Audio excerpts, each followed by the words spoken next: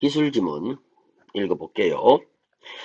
자, 고층 건물을 건설하는 현장 해서 대체로 이 글은 타워 크레인에 대한 얘기입니다. 타워 크레인을 잘 모르겠으면은 왼쪽 그림 보면은 아마 아시겠죠? 왼쪽 그림을 보면은 아하, 우리가 흔히 일상 곳곳에서 많이 봅니다. 높은 건물 정도 짓는 현장에서도 많이 보이고요. 그리고 신문 뉴스 같은 경우에서도 이 타워 크레인이 무너져 가지고 사고가 났다라는 그런 뉴스도 접합니다. 자, 그래서 이 아주 무거운 물건을 들어올리는 건설기 장비라는데, 자, 그렇다면 타워 크레인은 어떻게 이렇게 무거운 것을 올릴 수 있는 것일까라고 질문을 통해서 화제를 제시했습니다. 글의 종류는 당연히 설명문이겠죠. 자, 그래서 이제 이 문단부터 단원이 단락이 나눠지고 해서 보니까 이제 구성에 대한 얘기가 나오죠. 타워 크레인의 구성부터 설명하고 있습니다. 구성과 그래서 이 타워 크레인을 S라고 한다면 이거는 S의 어떤 구성 그리고 어떻게 들어올릴 수 있는 것일까 하니까 구성과 기능에 대한 얘기를 하겠죠. 예, 그랬더니 구성이 처음에 기초부, 마스터, 텔레스코핑 케이지, 운전실, 지브 이런 식이 있답니다. 저는 먼저 부 찾죠. 기초부 찾습니다. 그 다음에 마스터 찾으세요. 아직 읽기 전입니다. 그 다음에 운전실 찾아야 되죠. 운전실 찾았습니다. 그 다음 또 찾아보세요. 지브 찾아야죠. 지브 여기 있네요. 그 다음에 트롤리 찾습니다. 그 다음 마지막 뭡니까? 그렇죠. 후크 블록 찾으면 되죠. 후크 블록 여기 있네요. 이렇게 해서 각 구성 요소별로 타워 크레인을 구성하고 있는 구성 요소별을 일단 찾았습니다. 그것들의 기능이 과연 뭔가를 보면 되죠. 하면서 왼쪽 그림을 보면서 글을 읽는 게 훨씬 도움될 겁니다. 자, 기초부는 타워 크레인을 뭐하는 부분이다? 지지하는 부분이다 라고 되어 있죠. 그 다음에 마스트라는 것은 타워 크레인을 지지하는 요거는 기둥이다 라고 되어 있고요. 텔레스코핑 케이지는 타워 크레인의 뭐다 이거는 요거는 높이를 뭐 하는 거구나 조절하는 것이구나 그지. 자, 유압 장치를 통해 운전실을 들어올린 후 여기는 운전실을 높이를 조절합니다. 즉 운전실을 들어올린 후 마스터와 운전실 사이의 빈 공간에 단위 마스터를 끼워 넣어서 높이를 조절한다 했습니다. 자, 텔레스코핑 케이지는 운전실을 들어올린다 했습니다. 그 다음에 운전실은 뭐 하는 곳인가? 타워 크레인을 제어하는 곳이다. 여기에 사람이 있나? 자, 하단에는 사람 어떻게 올라갔지? 중량물을 수평으로 이동시키는 선회장치가 있고 운전실의 밑에는 자, 중량물을 수평으로 이동시키는 무슨 장치? 선회장치라는 게 있답니다. 그리고 상단의 타워 헤드에는 지부의 인장력을 보강하면서 평형 유지를 돕는 또 뭐가 타이바가 연결되어 있다라고 되어 있네요. 자, 운전실에는 지금 필기를 하기가 좀 그렇는데 운전실에는 지금 뭐다?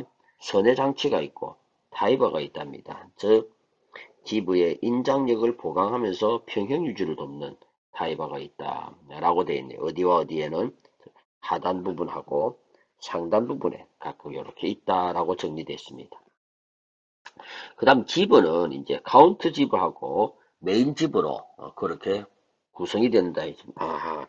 카운트 지브가 짧은 거네요.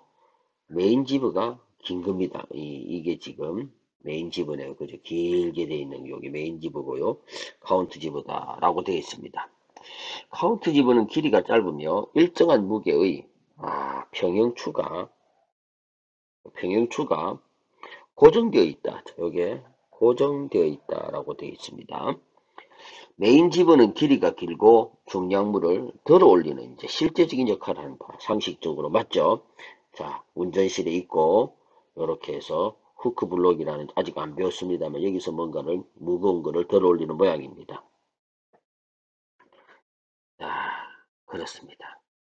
그 다음에 트롤리라는 것은 메인 지브 레일을 통해서 중량물을 뭐다? 수평으로 이동시키는 역할을 한다.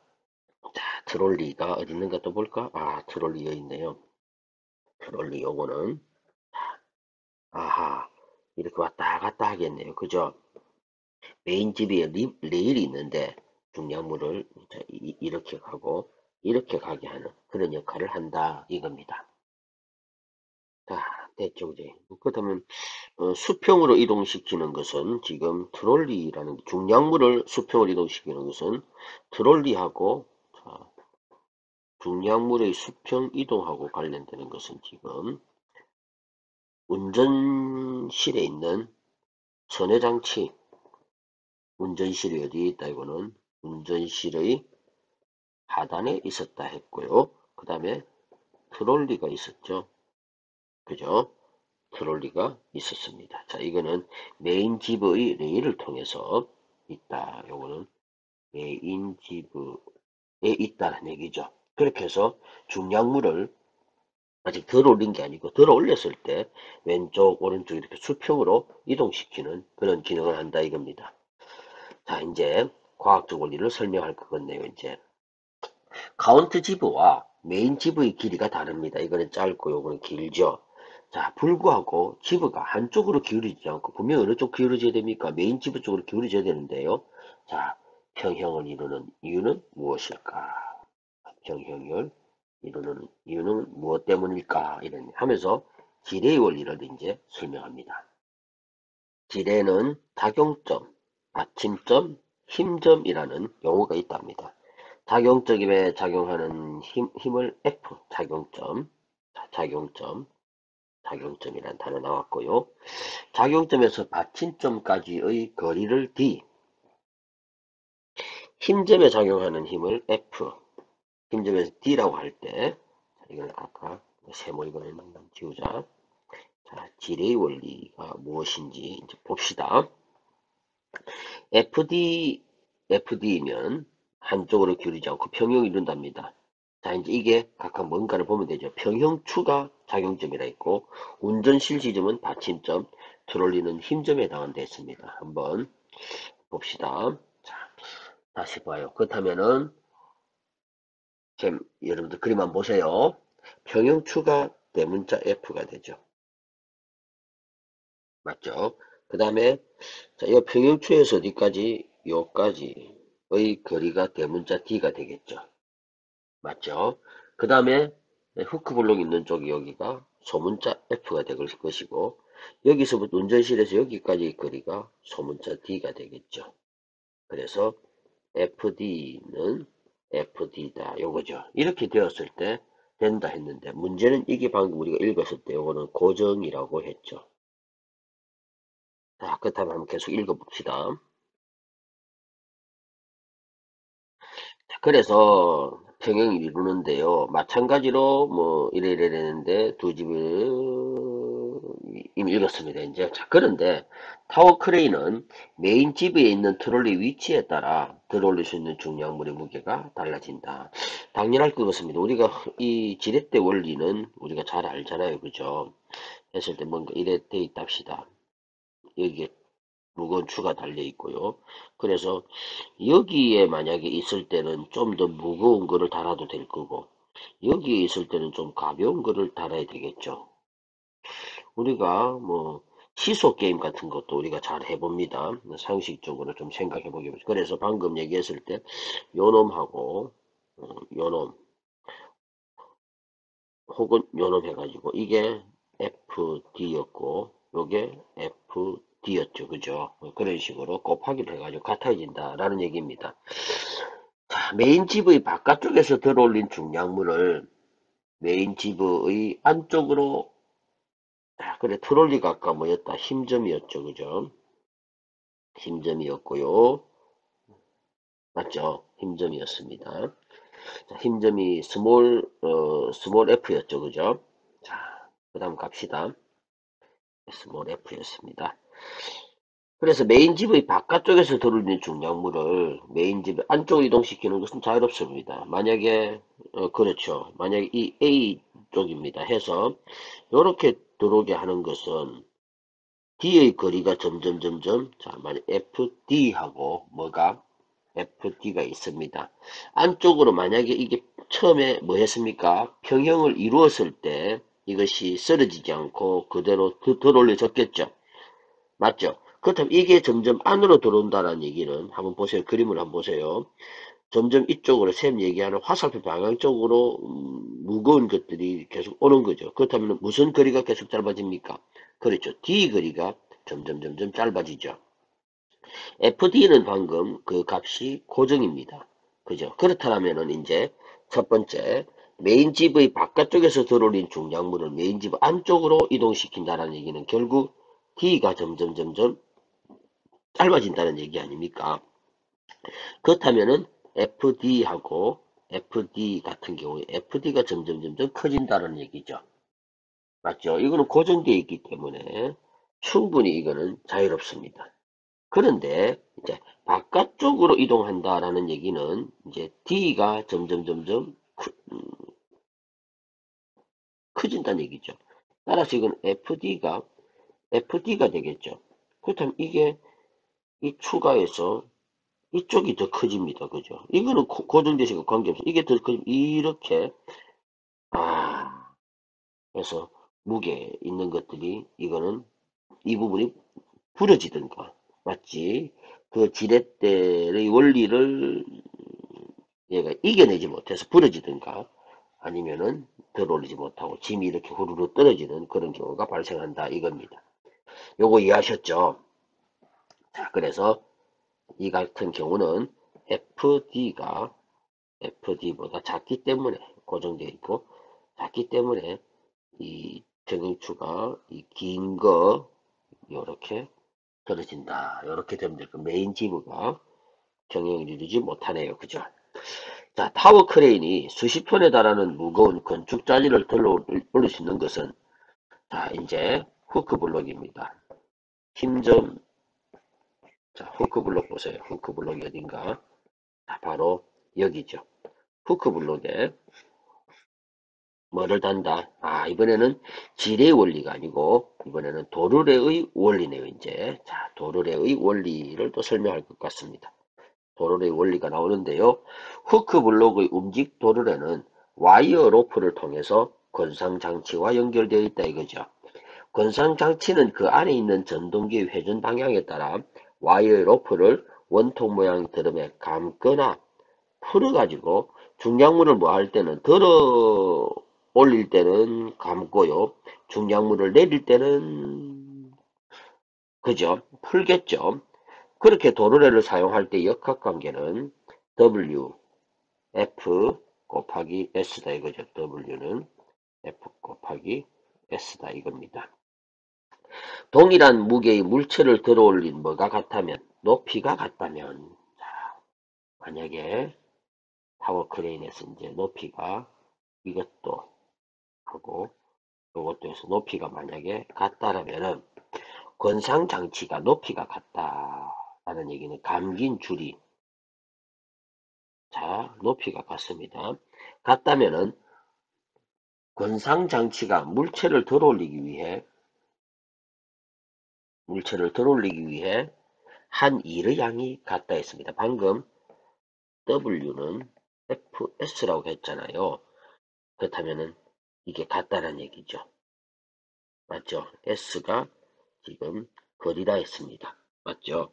거리라고 했는데 감아 올린 줄의 길이였거든요. 자, 그 다음 또 갑시다. 고정 도르래를 사용할 때와 도르래 이제 두 개, 한 개를 더 사용하네요. 지상에서 같은 높이로 물체를 들어올리면 일의 양이 같지만 도르래 양쪽으로 물체의 무게가 반씩 분산되기 때문에 물체를 들어올리는 힘의 크기는 2분의 1로 준다 했습니다. W는 동일하다 했습니다. 여기서 이게 2분의 1로 줄었네요. 그죠? 그렇다면 W 값이 동일했기 때문에 당연히 S는 이 두 배가 늘어야 되죠. 그죠? 자, 감아 올린 줄의 길이는 두 배로 길어진다. 이러한 움직 도르래를 타워 크레인에서 추가적으로 사용할 때마다 동일한 무게의 중량물을 같은 높이로 들어 올릴 때 권상장치가 사용하는 힘의 크기는 더 감소하지만, 맞죠? 2분의 1씩 그렇게 배수로 그렇게 감소하지만, 그에 반비례하여 와이어 로프의 길이는 더 길어지게 된다. 요 공식 때문에 그래야 된다는 얘기죠. 하지만 여러 개의 움직도로를 사용하게 되면은 여러 가닥의 와이어 로프가 바람에 의해 꼬여 손상되는 일이 발생할 수 있기 때문에 움직도로의 개수를 많이 하면은 뭐 할 수는 있습니까? 참 힘은 참 힘은 적게 들겠지만은 도로의 개수가 이렇게 바람에 의해 꼬여 손상되기 때문에 개수 제한을 둔다. 이렇게 정리하면 되겠죠. 자, 문제 한번 풀어보겠습니다. 윗글을 통해 알 수 있는 내용이 아닌 것 이거네요. 타이바는 길이가 다른 두 개의 지브가 한쪽으로 기울이지 않도록 돕는 역할을 한다.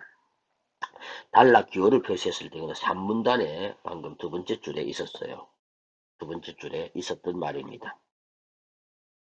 자, 3문단에 1, 2, 3문단에 두 번째 줄에 타이바 해가 필기된 거 있습니다. 그죠? 2번 보겠습니다. 타워 크레인으로 들어 올린 중량물이 수평 이동. 자, 수평 이동. 아까 수했습니다. 그죠? 요 트롤리하고 선해장치에 의해 이루어지고요. 후크 블록에 여러 개의 움직 도로가 사용되면은, 자, 이거 마지막 문단에 있었고요. 그죠? 타워 크레인이 중량물을 들어 올릴 때와 내릴 때의 건상장치에 있는 회전 방향은 들어 올릴 때는 감아야 되고요. 그 다음에 내릴 때는 풀어야 되기 때문에 서로 뭐다? 반대 맞죠? 자, 정답은 그다음 5번이겠는데 왜 틀린가 봅시다. 타워 크레인의 높이를 높이기 위해서는, 자, 높이를 높이는 겁니다. 이거는, 자, 이 문단 쪽에 있었죠. 그죠? 그래서, 단문단위가, 자, 여기 있네요. 그죠? 텔레스코핑 케이지가 나옵니다. 텔레스코핑 케이지는 타워 크레인의 뭐다? 높이를 조절하는 부분으로서 유압장치를 통해 운전실을 들어올린 후 마스터 운전실 빈 공간에 뭘 들어올립니까? 그죠? 그래서 마스터를 돌리는 게 아니고 뭐를 돌린다? 운전실을 들어올린다 했습니다. 정답 5번 됐습니다. 그 다음에 2번 문제 가겠습니다. 기억의 이유로 가장 기억. 자, 되겠네요. 그죠? 기억의 이유는 F가 W가 FD가 FD에서 요놈이 점점 뭐 된 겁니까? 요렇게 된 거죠. 따라서 이래 된 거죠. 지금요. 이제 같아야 되는데 그래 된 겁니다. 즉 결국 어느 쪽으로? 그렇죠. 이게 메인 지브가 있는 쪽이고요. 요게 카운트 지브가 있는 쪽이었죠. 즉 이 말을 다시 고치면은 카운트 지브 있는 쪽보다 메인 지브 있는 쪽으로 기울어진다. 이렇게 정리하면 되겠죠. 자, 1번 가겠습니다.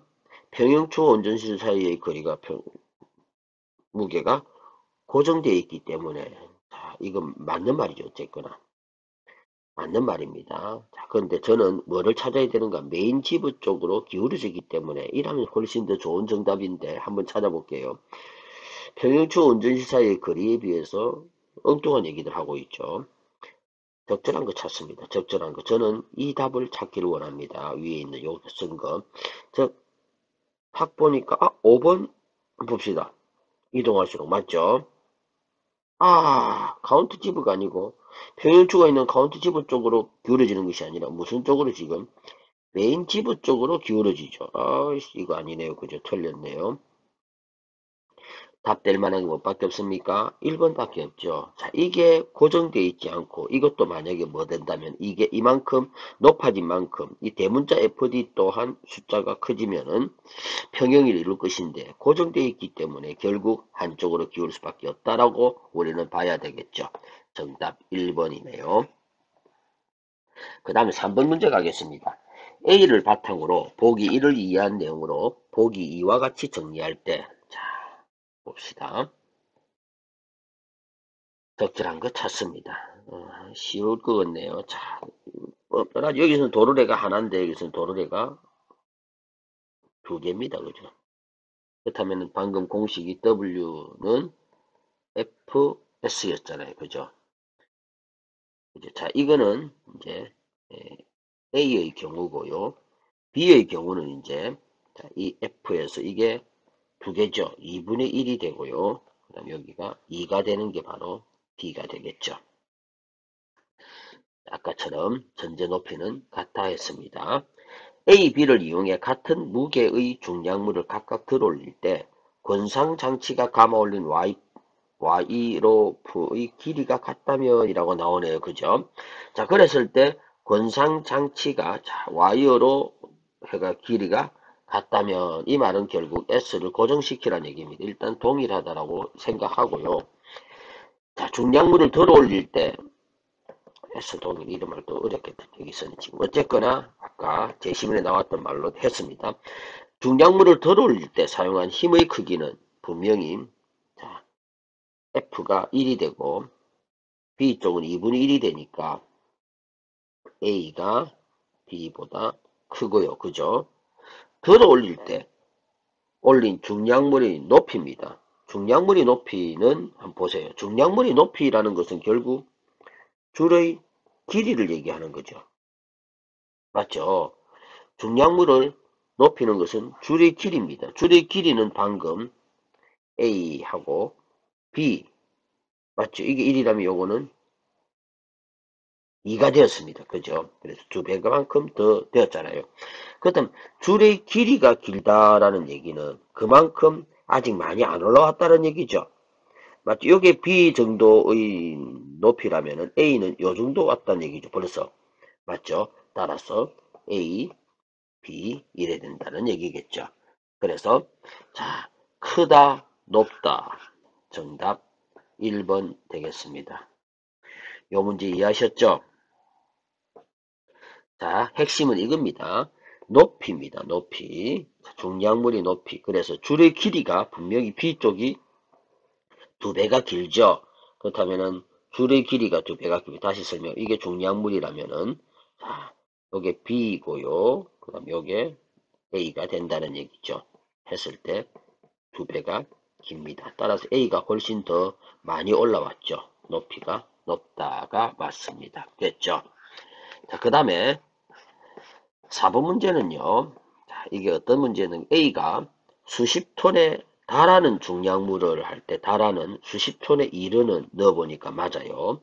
자, 그 다음에 타워 크레인을 제어하는 이란 뜻이거든요. 타워 크레인을 제어하는 인데 제어라는 것은 여기서 제압을 한다라는 얘기고요. 그 다음에 어는 그늘이다라는 얘기입니다. 그래서 제압을 하고 그늘입니다.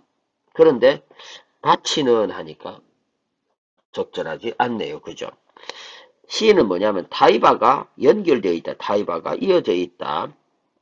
물체의 무게가 분산되기 때문에 나누어져 있기 때문에 힘의 크기가 감소하지만 힘의 크기가 줄지만 이렇게 다 고쳐설 수는 있습니다. 정답 2번이 되겠네요. 자, 이렇게 해서 기술 지문에 대한 수업 마쳤습니다. 예술 지문 봅니다. 예술 지문이죠. 자, 미의 본질에 대한 최초 연구는 고대 피타고라스 학파에 의해 이루어졌다. 이거의 화제가 미의 본질인가? 자, 미의 본질에 대한 연구입니다. 자, 처음에 어디 피타고라스 학파랍니다. 피타고라스 학파에 의해서 이루어졌는데 많이 나오죠. 수학자입니다. 그래서 미가 물질적인 대상의 형식적인 구조 속에서 표현되는 객관적 법칙이다. 이 정도는 학생들 안 읽고도 좀 정리가 돼 있어야 됩니다. 머릿속에. 피타고라스의 미학입니다. 많이 나옵니다. 그래서 이 친구들은 비례 이런 것들을 많이 따졌던 친구들이죠. 자, 수학자입니다. 그죠?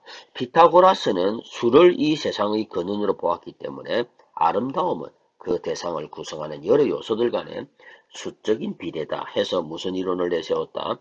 균제 이론을 내세웠답니다. 자, 균제 이론이다. 물질적 대상의 형식적 구조 속에서 표현되는 객관적. 자, 그래서 피타고라스의 철학은 그 후 플라톤, 아리스토텔레스 등 서양 철학사를 주도한 이들에게 받아들여져서 균제 이론은 서양 미학의 하나의 전통이 되었다 이거죠. 자, 그런데 이제 플로티노스라는 사람이 나옵니다.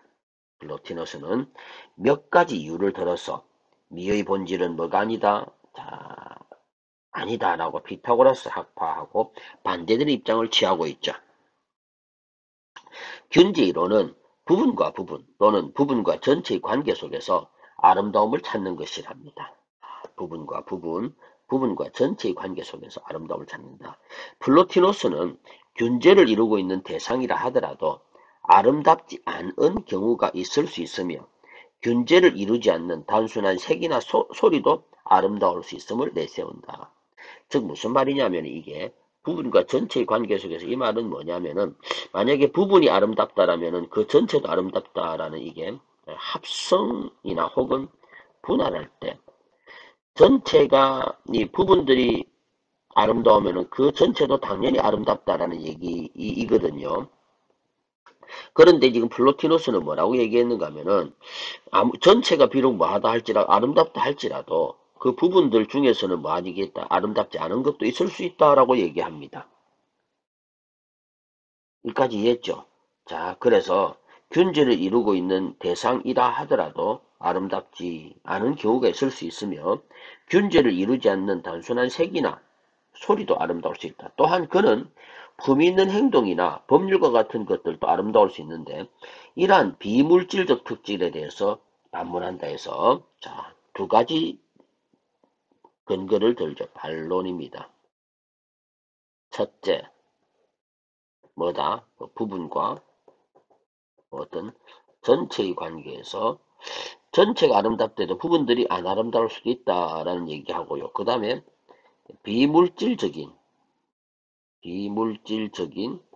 그런 어떤 특질들 맞죠? 그래서 행동이나 법률 같은 경우 아름다울 수 있는데 이걸 어떻게 설명할 것인가에 대한 그런 반문을 펼칩니다. 그래서 이러한 미의 본질에 대한 이 반문 부분은 이렇게 정리합시다. 미의 본질에 대한 전통적 견해를 부정한 이 플로티노스는 미의 본질에 대한 전통적 견해는 방금 피타고라스 얘기였죠. 균제를 대체할 수 있는 미의 본질은 이제 어디서? 정신에서 찾았다는 얘기입니다. 정신입니다. 그래서 균제 이론하고 이렇게 해서 서로 대립이 되네요. 그죠? 정신에서 찾았다.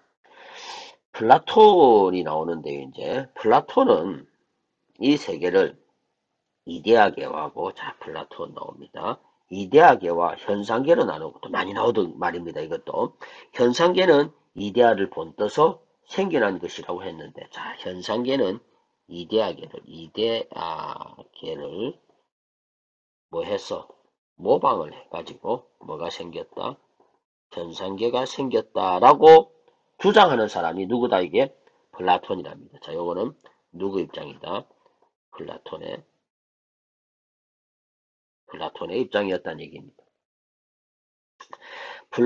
플로티노스도 플라톤과 마찬가지로 세상을 뭐하고 뭐로 나눴는데 자 플로티노스입니다. 플로티노스는 플라톤이 이렇게 했고요. 이 친구도 내나 이데아계인 예지계와 예지계하고 뭐는 나눴다? 감각 세계인 현상계로 나눈 거는 맞네요. 구분한 거는 맞는데요. 그러나 이 두 세계가 요거는 뭐 돼 있다? 단절돼 있다라고 봤고요. 유출과 이 개념도 나중에 나옵니다. 유출이라는 것과 테오리아라는 개념을 통해서 이 둘이 연결돼 있다. 자, 요거는 뭐다? 이 둘은 서로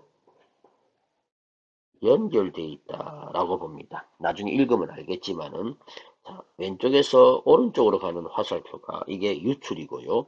현상계에서 예지계로 가는 것을 테오리아라고 합니다. 이걸 나중에 읽으면 나옵니다. 플로티노스에 의하면 세상의 근원인 일자라는 것은 이게 세상의 근원입니다. 가장 완전하고 충만한 원천으로 해서 봅니다. 이게 세상의 근원 일자라고 나오죠. 일자 요게 세상의 근원입니다.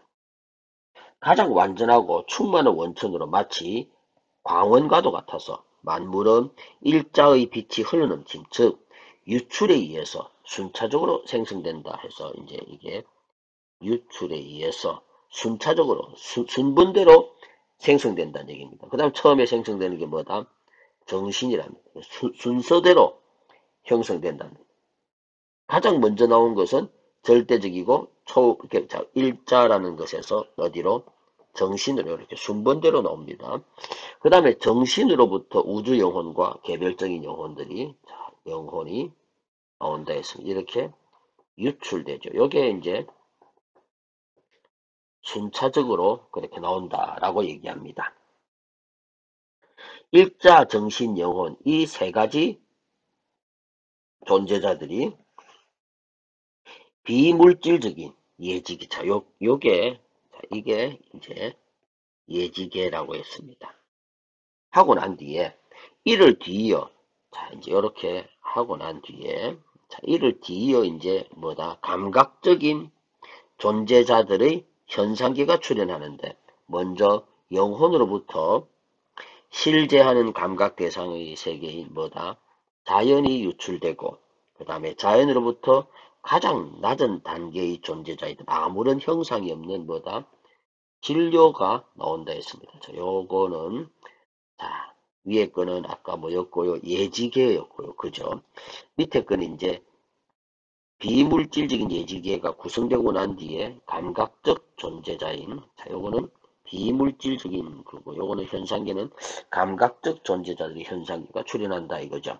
그래서 먼저 영혼으로부터 실제하는 감각 대상들의 세계인 자연이 유출되고 자연으로부터 가장 낮은 단계의 존재자는 아무런 형상이 없는 진료들이 유출된다라고 했네요.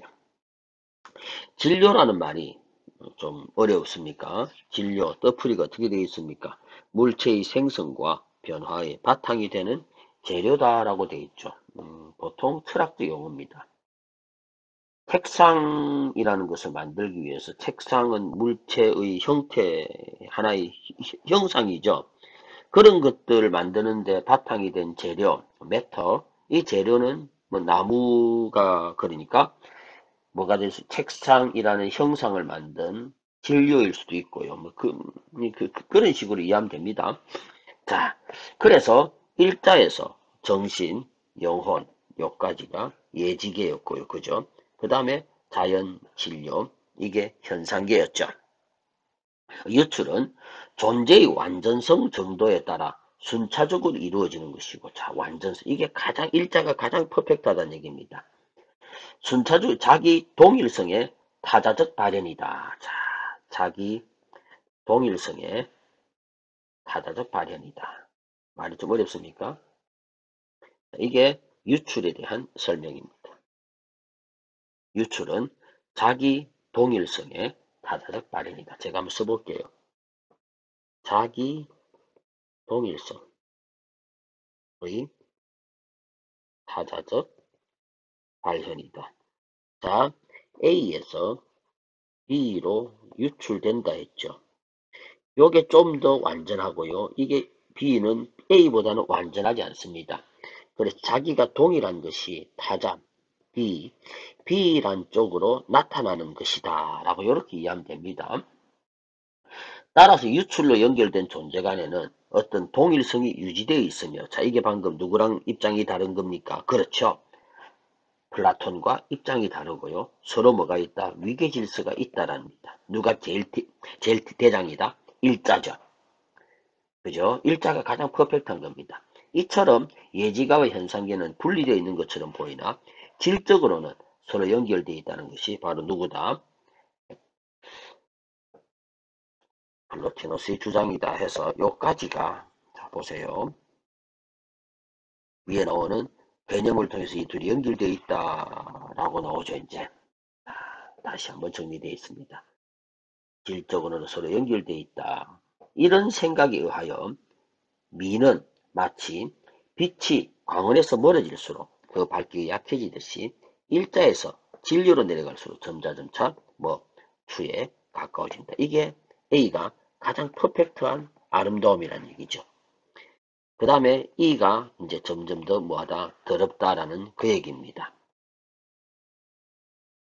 미에 대한 자, 여기까지가 이제 뭐에 대한 얘기입니까? 미학에 대한 얘기였죠. 미의 본질에 대한 얘기였습니다. 다시 한번 보세요. 전체 그림 한번 봅니다. 자, 보세요.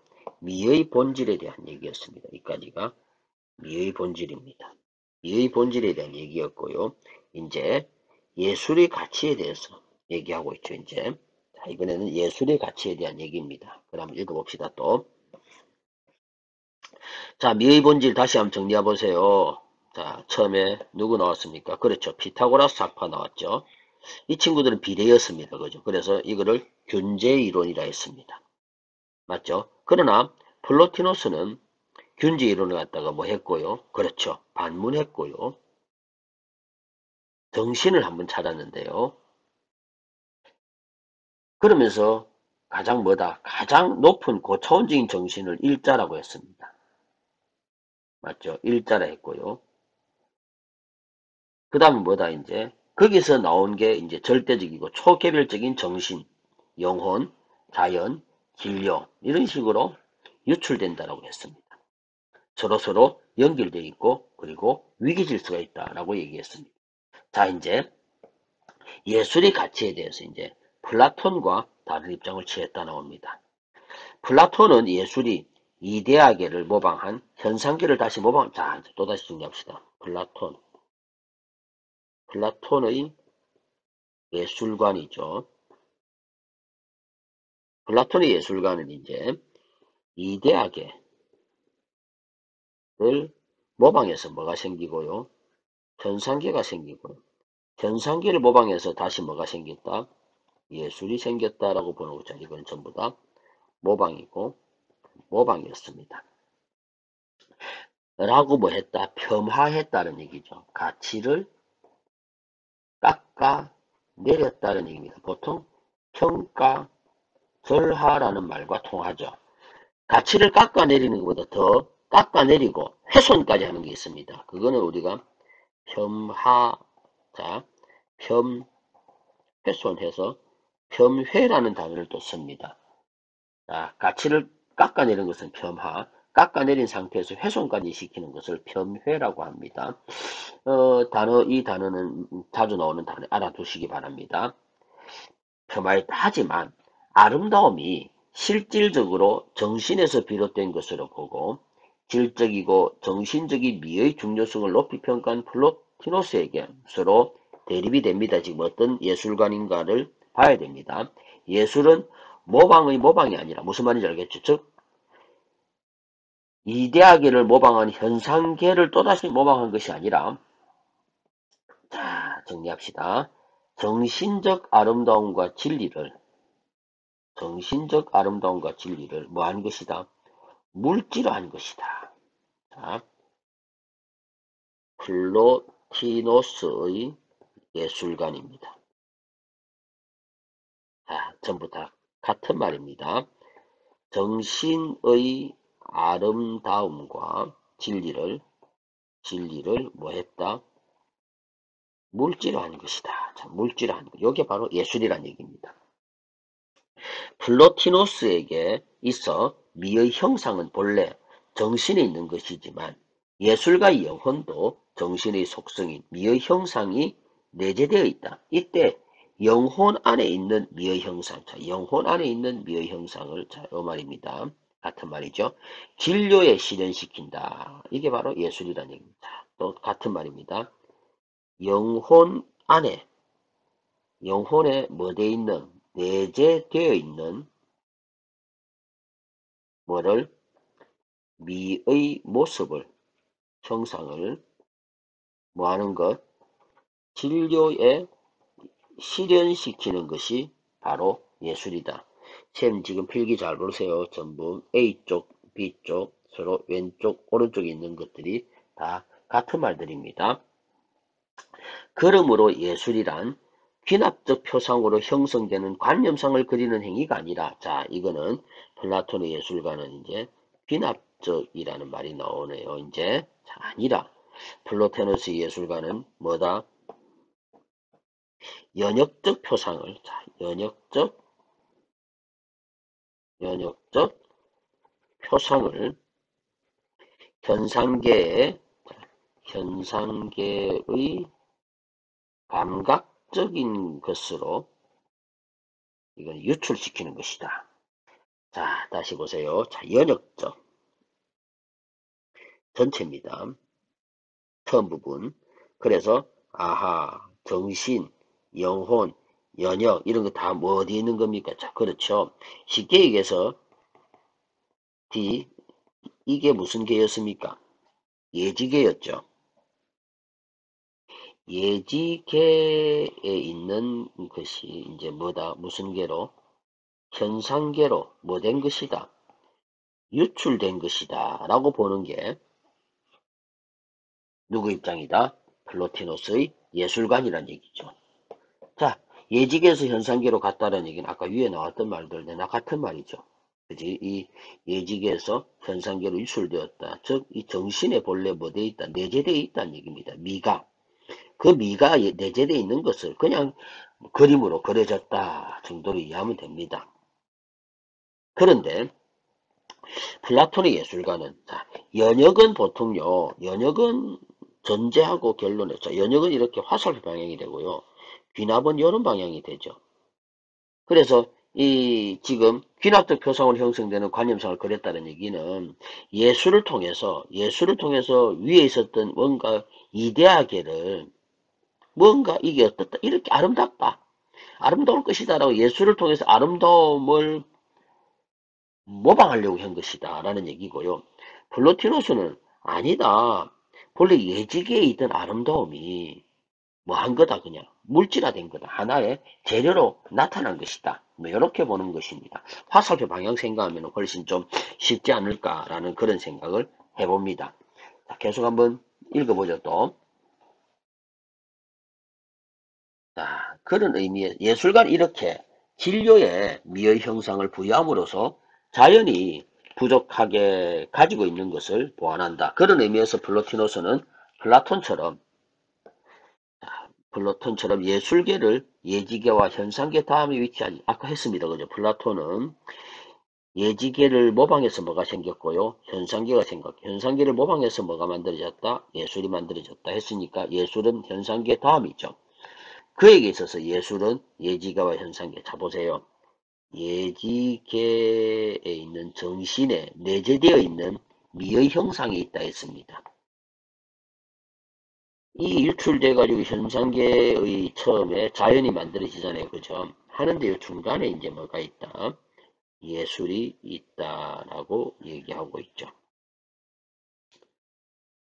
여기까지 되었습니까? 자, 플로티노스는 예술을 우리 영혼이 현상계에서 일자로 올라가기 위해 딛고 서야 할 디딤돌로 보았다. 자, 예술의 의의를 얘기합니다. 이제 플로티노스에게서 예술의 의의는 우리 영혼이 현상계에서 일자가 제일 위에 있는 최고급 계층이죠. 최고급 계급이었습니다. 올라가기 위해서 딛고 서야 할 뭐다? 디딤돌이다 이겁니다. 자, 예술의 역할은 디딤돌이다 이겁니다. 자, 이제 아까까지는 뭐다? 왼쪽에서 오른쪽으로 가는 이제 뭐에 대한 유출에 대한 설명입니다. 그죠? 그런데 이제는 유출이 아니라 역으로 이제 이렇게 밟고 간다는 얘기죠. 다시 말해서 현상계가 예술을 거쳐서 어디로 간다? 예지계로 간다는 얘기죠. 이제 유출에 대한 얘기, 테오리아가 나올 겁니다. 유출의 반대인 테오리아가 나옵니다. 영혼은 자, 테오리아에 대한 설명이 시작됩니다. 영혼은 근원인 일자의 속성을 지니고 있지만 이해했죠? 일자에서 뭐가 나왔는데 근원이 나왔지만은 일자는 가장 퍼펙트했습니다. 동일한 근원이 다른 모습으로 나타났다. 아까 이게 뭐였죠? 동일한 자아의 타자에 대해서 발현된 거다라고 했죠. 아까 했습니다. 근원에서 약간 벗어났다는 얘기입니다. 완벽한 근원이 아니란 얘기죠. 여기서 100%가 다 간 게 아니고 그죠? 90% 정도만 갔다 아닙니까? 그리고 그 다음에는 80%뭐 이렇게 서로 위계질서가 있어서 이게 가장 아름다웠고요. 그리고 뒤에가 가장 추했죠. 그래서 우리 인간은 자신의 영혼이 일자와 동일한 것을 공유한다는 것을 잊고 물질 세계의 감각적인 것에 매몰되어 있다 하면서 우리 인간에 대한 비판적 감정이 나오죠. 우리의 영혼이 일자와 합일해야만 한다고 본 플로티노스는 영혼이 내면을 관조함으로써 자신이 거느린 일자를 다시 한번 떠올릴 수 있으며 생각할 수 있으며 일자로 돌아갈 수 이렇게 일자로부터 유출로 생성된 각 단계의 존재들이 거꾸로 예지계에서 일자로 회귀하는 상승운동이 바로 뭐다? 테오리아다 이거죠. 테오리아를 위해서는 자신의 영혼에 정신의 미가 존재하고 있다는 사실부터 깨달아야 하는데 이것을 깨닫게 해주는 것이 바로 감각적 미다 해서 이 미가 보세요. 깨닫게 해주는 것이 바로 감각적 미다. 그래서 이 미가 방금 무슨 역할을 한다 했습니까? 그렇죠. 디딤돌 역할을 한다 했습니다. 플로티노스가 예술을 중시하는 것은 예술이 미적 경험을 환기하여 테오리아를 일으키는 강력한 추동력을 갖고 있기 때문이다. 이해하셨죠, 이거? 그래서 예술이 우리 인간은 잘 까먹는다 했습니다. 아까 위에 나왔잖아요. 이 영혼이 일자와 동일한 것을 공유한다는 거 있고 우리가 뭐로 가야 되는데 영혼이 항상 어디 일자 쪽으로 계속 뭐다 역으로 올라가야 되는데 지금 이를 까먹는다는 얘기입니다. 그래서 인간들은 물질적인 이런 것 때문에 매몰되어 왔는데 예술이라는 녀석이 툭 튀어나와가지고 예술에는 지금 어떤 겁니까? 그렇죠. 이 예직에 있는 정신에 내재되어 있는 아름다움이 여기에 미의 형상, 아름다움이 이렇게 진료화되어서 표현된 게 바로 예술이었거든. 이걸 봄으로써 이런 와 그렇구나 하면서 이제 이렇게 추동할 수 있는 위로 올라갈 수 있는 그런 힘을 주는 게 바로 예술이다라고 얘기하고 있는 게 플로티노스죠. 이처럼 이제 이제 마지막 결말 부분에 플로티너스 미 이론의 의의를 얘기하네요. 중세의 비잔틴 예술을 탄생했고 또한 이런 것들을 한다 해서 의의가 나옵니다. 자, 이 글은요, 정리 한번 해보면요. 1문단에서 처음에 피타고라스, 처음에 미 이론에 대한, 미의 본질에 대한, 미학에 대한 얘기가 나옵니다. 피타고라스는 균제 이론이었고요. 플로티노스는 정신입니다.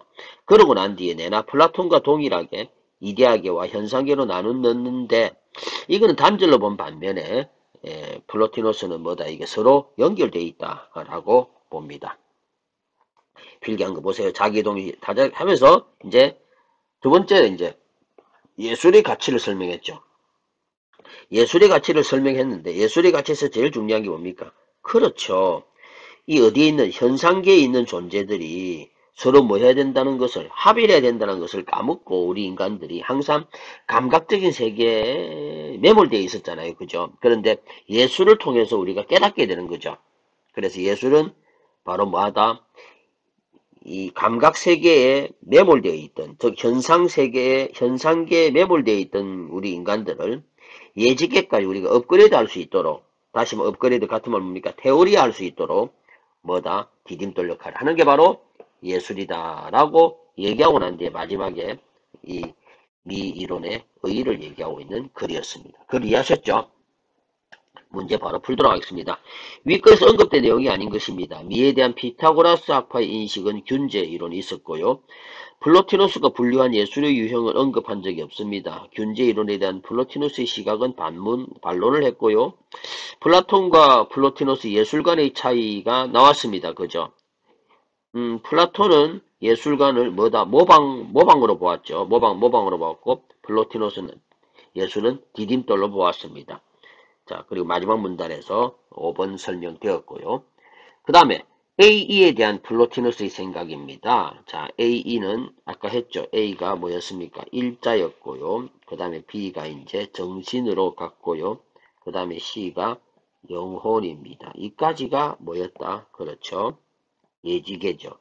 자, 그러고 난 뒤에 또다시 D로 이제 어디 갔는데요? 자연으로 갔죠. 그 다음에 마지막으로 진료로 갔습니다. 이게 현상계죠. 요 사이에 뭐가 있었고요. 그렇죠. 예술이 있었습니다. 자, A의 속성은 위계적 차등에 따라서 맞습니다. 전해지고요. A에 가까울수록 아름답고요. B에 가까울수록 추하다 했습니다. AE는 동일성을 함유합니다. 그죠? 동일성의 타자에 발현되는 겁니다. 질적으로 서로 연결되어 있다 있고 유출은 왼쪽에서 오른쪽 가는 거고 방향성 그렇죠. 자, 그런데 5번이 왜 틀렸을까 한번 보세요. 그렇죠. 상호 보완 관계를 유지한다는 말은 없습니다.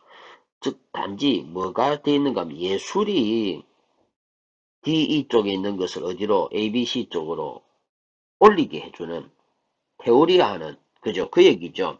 따라서 굳이 쓴다라면은 예술에 의해서 예술이 바로 테오리아를 위한 디딤돌 역할을 한다 정도 이해하시면 될 것 같습니다. 3번 문제 오겠습니다. 윗글이 피타고라스와 플라톤, 그 다음에 플로티노스가 보기에 대해서 보일 수 있는 반응으로 적절하지 않은 것 찾습니다. 자, 했을 때 봅니다. 기원전 1, 2세기에 만들어진 것으로 알려진 밀로의 비너스 석상은 자, 그냥 읽어봅시다. 피타고라스 입장 우리는 압니다. 피타고라스는 뭡니까? 균제 이론이죠. 수의 비율, 비례 뭐 이런 것들을 좋아했습니다. 수적 비례 이원지를 구현했다. 됐죠. 그 다음에 플라톤 봅니다. 플라톤은 자 단절 맞습니다. 그죠? 맞고요. 그 다음에 플라톤은 예술은 뭐를 이데아계를 모방한 것이 아니라 이데아계를 모방해서 뭐가 나오고요? 현상계를 모방했고 현상계를 모방해서 뭐다 이제 예술인 비너스 석상이 나왔겠죠. 따라서 이데아계를 직접 모방했다. 이 말이 틀렸습니다. 그 다음에 플로티노스입니다. 플로티노스는 비너스 석상이 감상자로 하여금 그렇죠. 예술이 디딤돌 역할을 한다 했습니다. 일자로 회귀하는 테오리를 이렇게 높이 평가했고요. 도를 진리로 하여 예술가가 자신의 영혼에 내재된 미 맞습니다. 이렇게 해서 형상화했다. 이것도 플로티노스의 예술관이었습니다. 쉽죠? 4번 오겠습니다. 윗글의 플로티노스와 보기의 칸딘스키의 공통점입니다. 자, 이런 문제들은 솔직히 공통점이기 때문에 우리는 플로티노스를 꼼꼼히 읽어서는 플로티노스와 관련된 것을 그냥 찾으면 되죠. 보기하고 관계없이. 한번 봅시다. 이제 플로티노스 봅니다. 정신의 아름다움과 진리를 통해 물질화할 수 있다고 봤습니다. 그죠? 예술이 바람직한 삶의 자세에 대해 형이상학적 깨달음을 줄 수 있다고 본 점. 뭔 말인지 모르겠네요. 객관적 법칙이 형식적인 구조 속에서 표현돼. 그래서 적절한 건 문제는 항상 yes 유형인데요. 정답을 제외한 나머지는 전부 다 데코레이션이라고 제가 누누이 강조했습니다. 출제자가 그냥 억지로 만드는 말들이죠. 그래서 그 중에는 틀린 것도 있을 수 있겠지만은 이상한 얘기들도 많습니다. 그냥 말을 막 갖다 붙인 겁니다. 그 다음에 객관적인 법칙이 이거 3번 이거는 누구 입장입니까? 그렇죠. 피타고라스 입장이었죠. 자, 아닙니다. 그죠? 초월적 존재인 미적 가치를 드러내기 위해서는 이것도 엉뚱한 2번, 4번은 엉뚱한 얘기를 하고 있고요.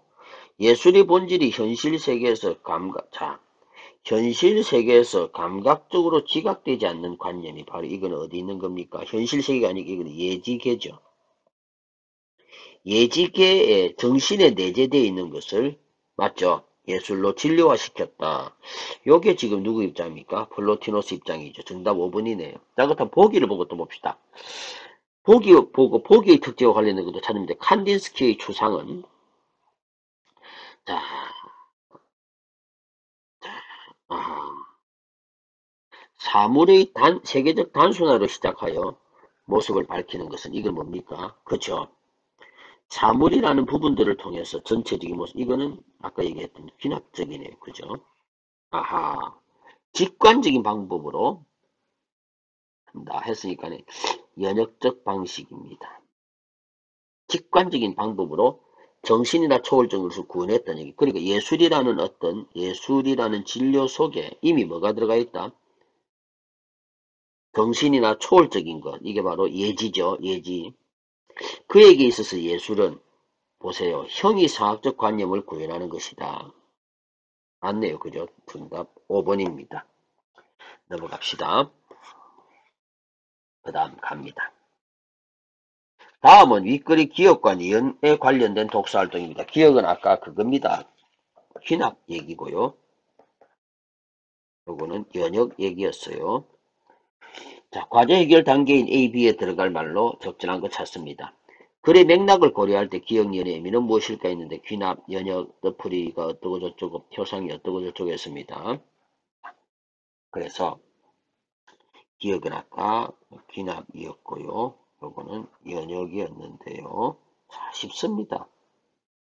예술이란 과연 무엇인가 이거죠.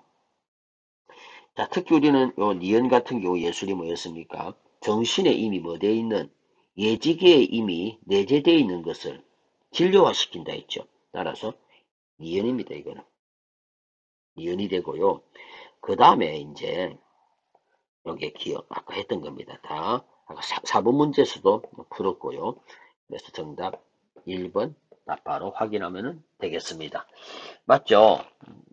자, 이렇게 해서 예술지문 하나 또 풀었습니다. 융합지문 한번 볼까요? 비문학지문 요즘 이렇게 가, 나 이렇게 나오는 경우가 상당히 많습니다. 자, 일단 과학을 보았더니 과학지문이네요. 자, 이럴 때는 과학지문 읽고 과학 관련 문제를 풀고요. 나는 뭐 경제학적 하니까네 사회지문이죠. 자, 과학을 읽고 과학 관련 문제를 풀고 나학을 읽고 나학 관련 문제를 풀면 됩니다. 한번 읽어보겠습니다. 다윈은 같은 종에 속하는 개체들이 생존 경쟁에서 살아나 번식하면 그 형질 중 일부가 자손에게 전달돼서 진화가 된다는 자 다윈의 뭐다 자연 선택설이 나오네요. 그죠? 자연 선택설을 주장했다 이겁니다. 그런데 개체가 다른 개체들과의 생존 경쟁에서 이기기 위해서는 이기적 행동을 할 수밖에 없지만 자연계에서는 동물들의 이타론적 행위가 자주 관찰된다. 이 말은 결국 뭐에 맞지 않다. 다윈의 자연 선택설에 맞지 않는 현상이 발견된다는 얘기죠. 그렇기 때문에 진화론을 옹호하는 학자들이 이제 동물의 이타적 행동을 설명할 수가 없었거든요. 그래, 이론들을 갖다가 제시했다라는 얘기입니다. 전부 다 이거는 뭐를 진화론을 옹호하기 위한 목적입니다. 자, 그렇다면 진화론은 철저히 뭐한 것이다 본래 이기적인 학설이다는 얘기죠. 맞죠? 그럼에도 불구하고 현상에는 뭐가 이타적인 행동들이 있다는 얘기입니다. 자, 그래서 그 이론이 뭔가가 나오는데요. 첫 번째가 뭐다? 혈연 선택 가설이 나오고요. 두 번째가 이기적 유전자가 나오는데 한스 해밀턴이라는 사람과 도킨스라는 사람입니다. 자, 이 두 개가 방금 동물의 이타적 행동을 설명하는 이론입니다. 한번 읽어보겠습니다. 개체들의 이타적 행동은 자신과 같은 유전자를 공유하는 친족들의 생존과 번식에 도움을 줌으로써 자신의 유전자를 후세에 많이 전달하기 위한 행동이라는 것을 혈연 선택 가설에서 요약했죠. 자, 이러한 이타적 행동은 뭐냐면은 자신과 같은 유전자를 공유하는 친족들, 여기 바로 혈연이죠. 들의 생존과 번식에 도움을 줌으로써 유전자를 후세에 많이 전달하기 위한 행동이다. 이게 혈연 선택 가설입니다. 쉽죠? 즉 이타적 행동하는 이유는 혈연을 선택해서 자기 유전자를 퍼뜨리기 위한 것이다. 해밀턴의 법칙에 의하면 R 곱하기 B 빼기 C가 0보다 크다를 만족할 때 이타적 유전자가 진화한다 했습니다. 이때 R은 유전적 근연도로 이타적 행위자가 이의 수혜자가 행위자와 이의 수혜자가 유전자를 공유할 확률을 뜻하고요. R은요. B는 이타적 행위의 수혜자가 얻는 이득 어떻게 한다는 얘기인데요. 자, 부나 모가 자식과 같은 유전자를 같은 유전자 공유할 확률은 50%라는 얘기입니다. 당연하죠. 아버지가 있고요. 그리고 엄마가 있다라고 했을 때 밑에 있는 자식들은 각각 2분의 1씩, 2분의 1씩 뭐 그렇게 공유가 되겠죠. 아버지, 엄마 유전자를 각각 2분의 1씩, 2분의 1씩 해서 이게 각각 1이 되겠죠. 그렇다면 이제 서로 뭐 할 때 형제 자매끼리는 어떤가? 이것도 각각 뭐다? 50%란 얘기죠. 맞죠? 여기서 A, B가 있고 여기 A, B가 있으니까 A를 가진 것은 여기서도 50%, 50% 이렇게 있다는 얘기입니다. 이걸 A라고 이걸 B라 했을 때. 됐죠? 자, 당연한 얘기를 하고 있죠. 자, 그 다음 가겠습니다. 자, R은 2촌인 형제자매를 기준으로 1촌이 늘어날 때마다 반씩 준다. 가령 행위자가 3명의 형제를 구하고 죽는다 했습니다. 3명의 형제입니다. 그죠? 했을 때 형제 간에는 방금 근연도가 2분의 1이었거든요. 따라서 0.5 곱하기 3명이 플러스가 되었네요. 그죠?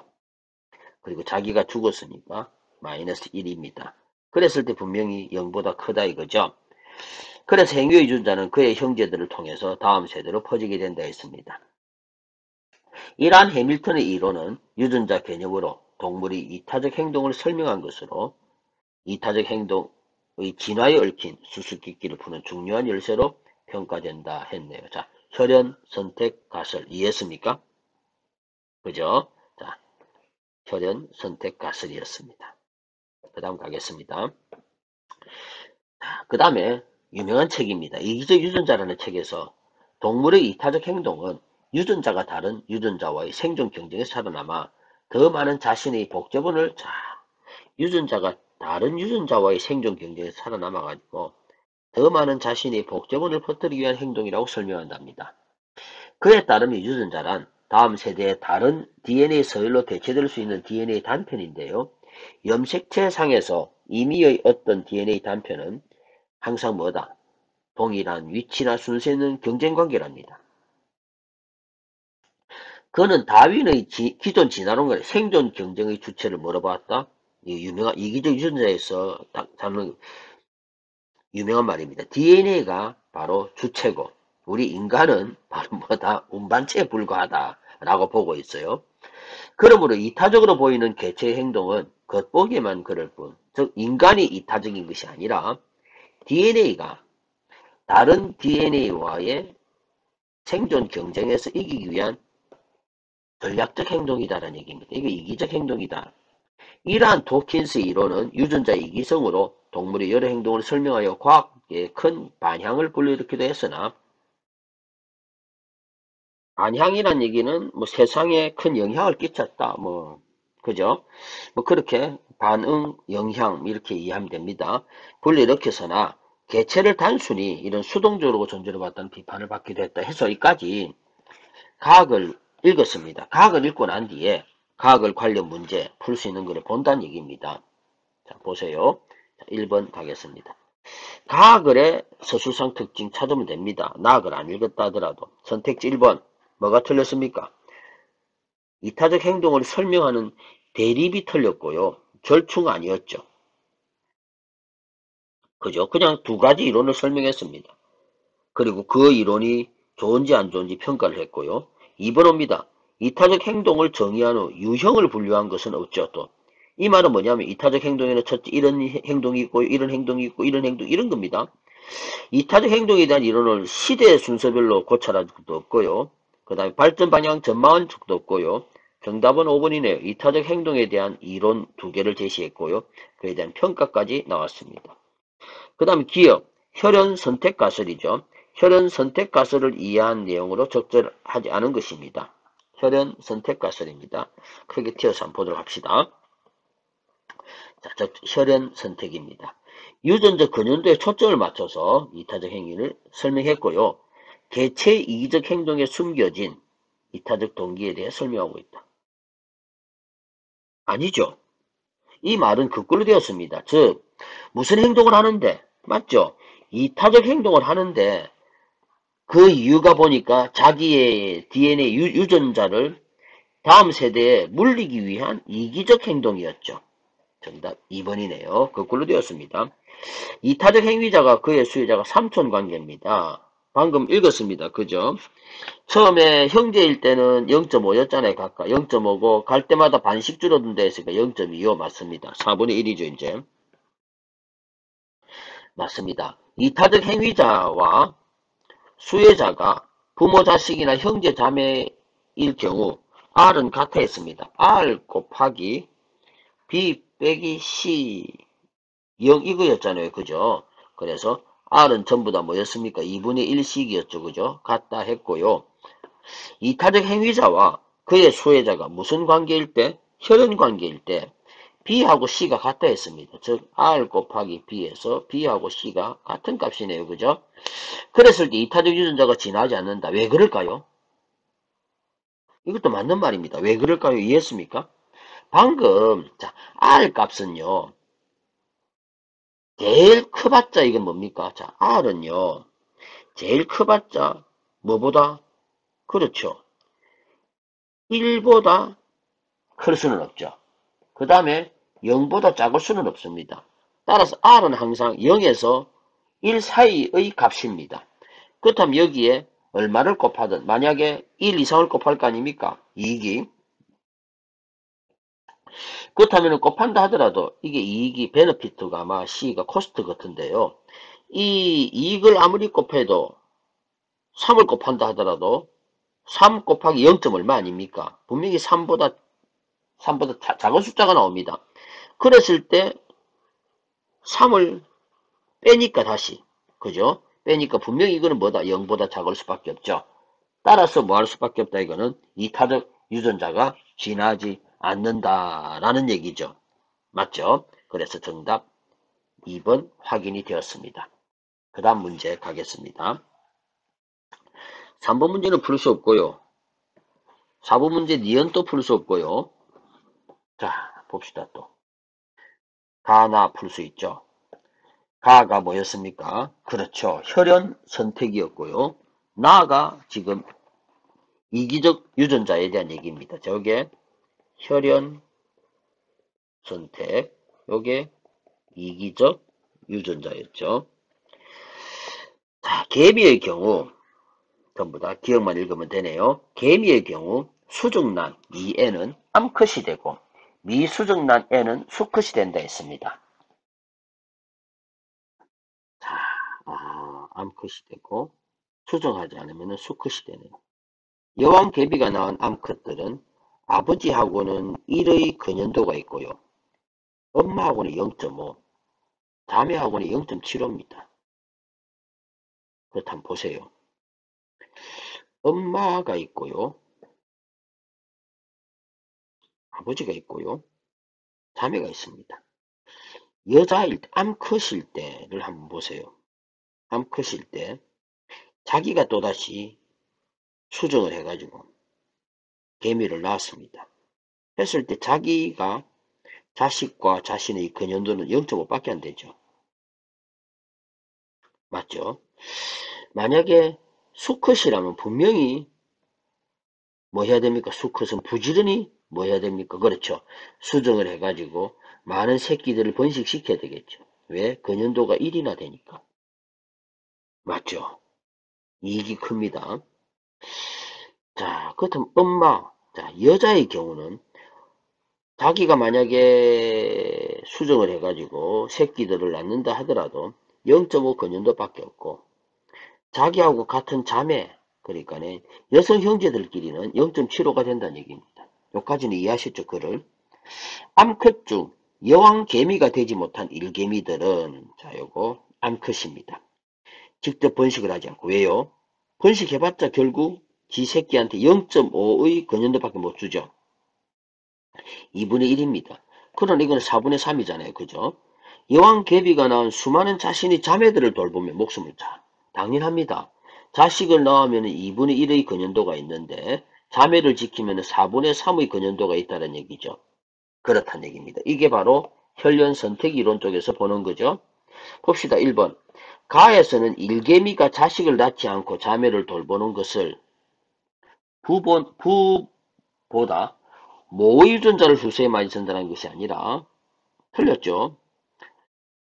뭐 하는 게 자매를 돌보는 것이 훨씬 더 뭐다 유전자를 전달하는데 뭐다 이게 전략적이기 때문이죠. 정답 1번 처리하면 되겠네요. 그죠?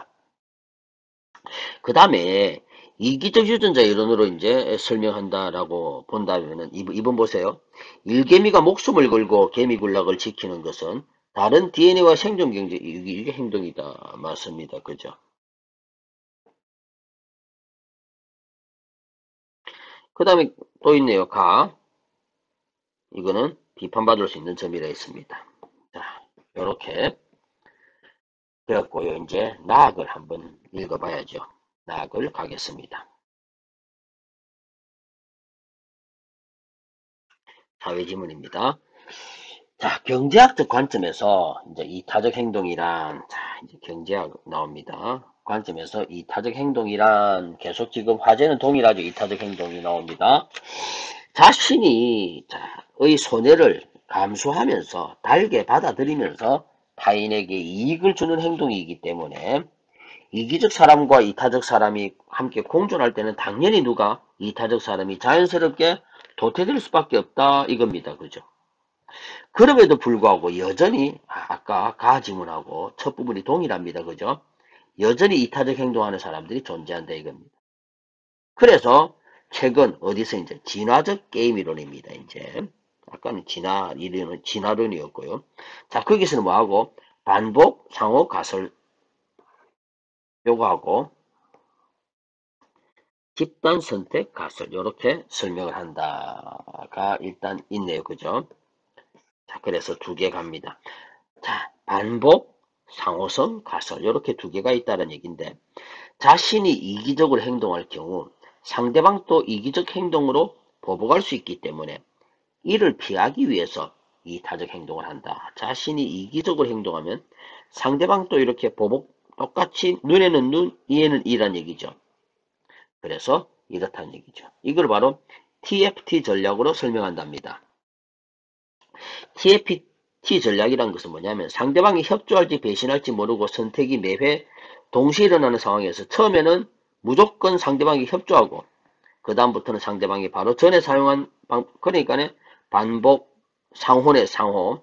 즉 상대방이 처음에 뭐 하면은 이타적으로 만약 행동했으면 자신도 모를 때는 그냥 처음에 무조건 뭐 한다. 처음에는 뭐하고 처음은 무조건 이타. 맞죠?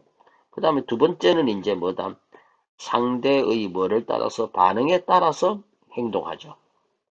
이게 바로 TFT 전략이랍니다.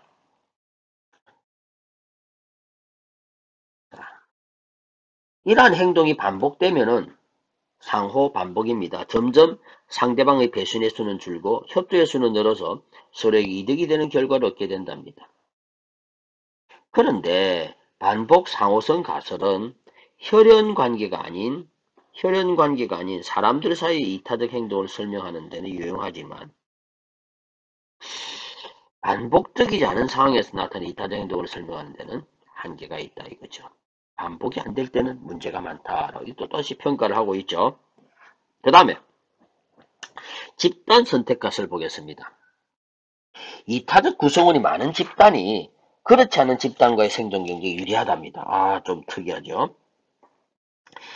이타적 구성원이 많지 않은 집단하고 서로 생존했을 때 얘가 유리하다라는 그런 것에 근거하여 설명하고 있네요. 개인 간의 생존 경쟁에서 우월한 개인이 생존하는 개인 선택에서는 이기적 인간이 살아남는 데 유리하지만 자, 개인 간의 생존 경쟁에서는 이기적인 인간이 유리하다. 그런데 집단 간 생존 경쟁에서 여기서 누가 이타적 구성원이 많은 집단이 유리하다 이라고 있네요. 그죠? 자, 식량을 구하거나 다른 집단과의 분쟁에 효과적으로 대응할 수 있기 때문에 서로 똘똘똘똘 잘 뭉친다는 얘기입니다. 집단일 때는 그렇다. 따라서 집단 선택에서 이타적인 구성원이 많은 집단이 생존하게 되면 자연히 이를 구성하는 이타적 인간도 진하게 된다. 여기까지는 상식적으로 이해했죠.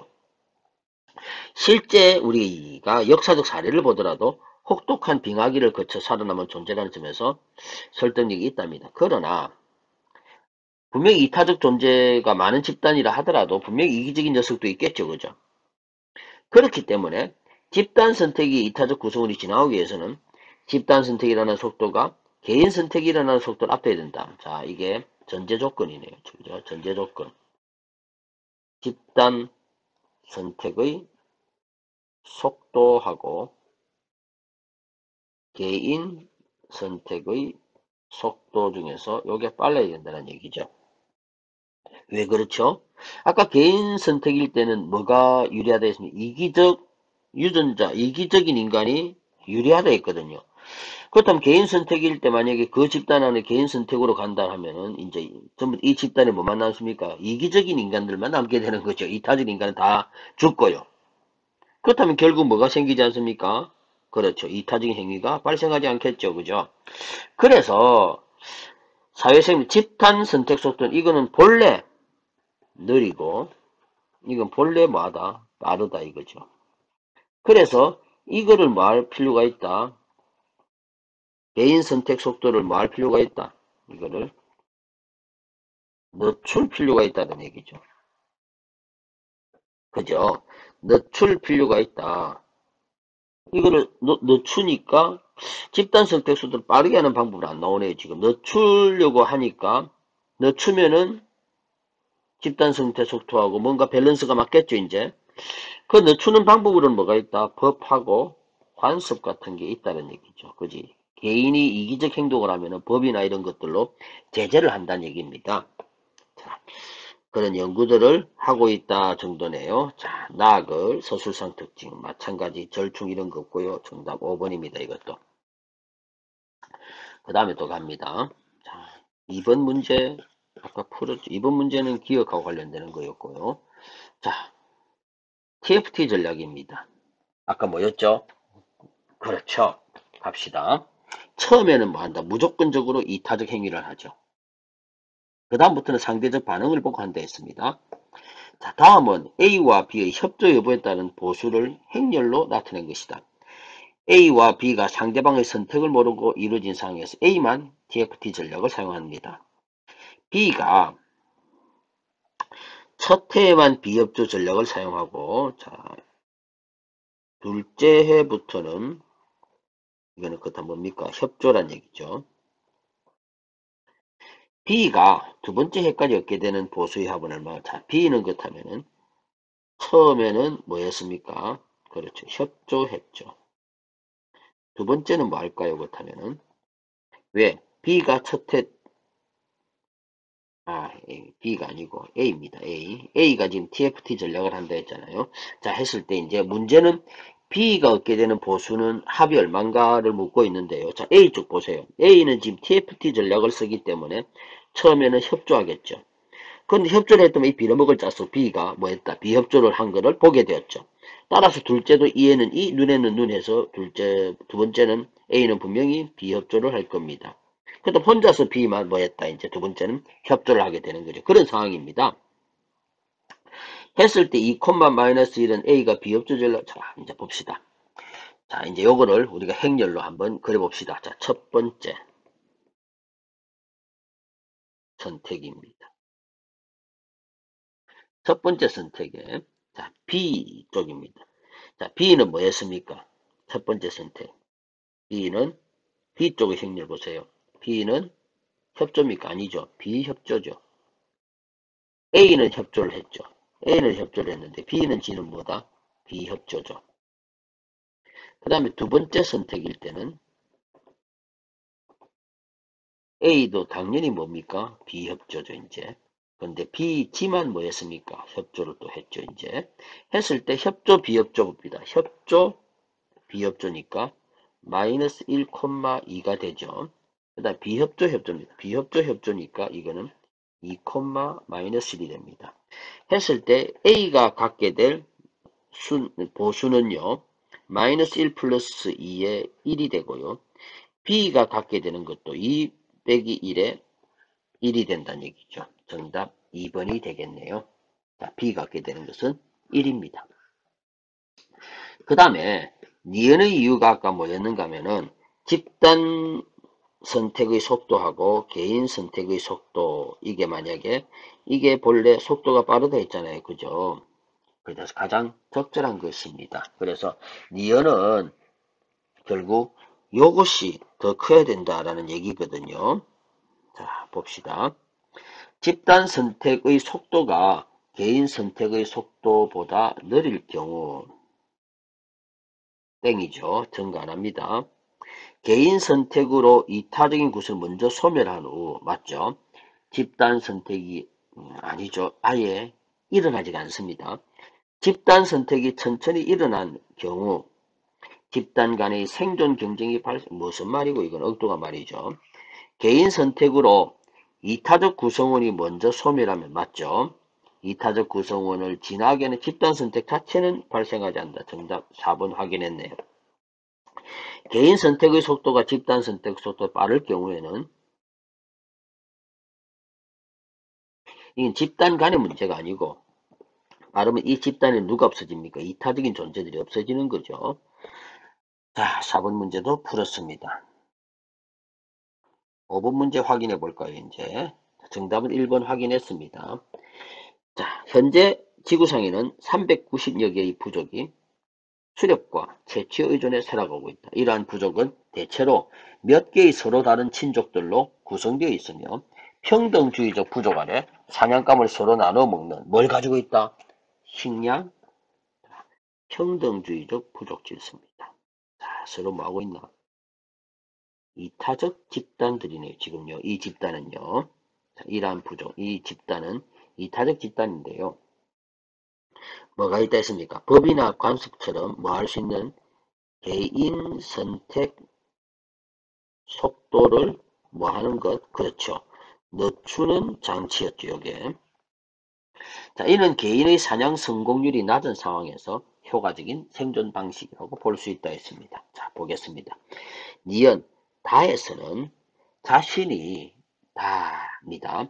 식량을 나눠주지 않으면 사냥에 실패했을 때 자신도 얻어먹지 못할 수 있기 때문에 식량 공유 관습이 생긴 것이겠군. 자, 이건 TFT 전략입니다. 자기가 처음에 뭐 했을 때 비협조했을 때 그렇다라는 것을 됐죠. 그 다음에 라에서는 식량 공유 관습입니다. 이제 이기적인 구성은 또 식량을 공유하게 함으로써 이거는 관습, 이건 아까 개인 선택 속도를 늦추는 거라 했습니다. 그죠? 그 다음에 라에서는 협업을 통해 집단의 생존 확률을 높이는 행동으로 본다.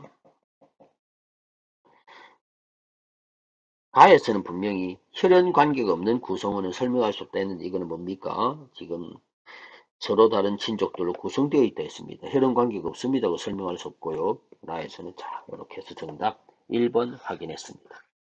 6번 문제 동음 이어 찾습니다. 그죠? 행동이 관찰되다 할 때 관찰 같은 말이죠. 여러 전문가가 감수했다라는 얘기는 감독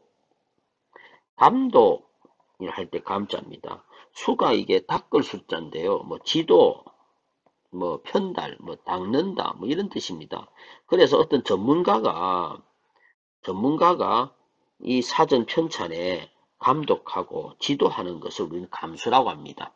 그런데 손실을 감수했다라고 할 때 감수는 손실을 감수했다. 이거는 달다라는 뜻이고요. 이거는 받아들이다라는 얘기입니다. 그래서 달게 받아들이다. 이런 뜻으로 이해가 됩니다. 정답 2번입니다. 자, 이렇게 해서 비문학 지문 하나, 융합 지문이었죠. 마치도록 합니다.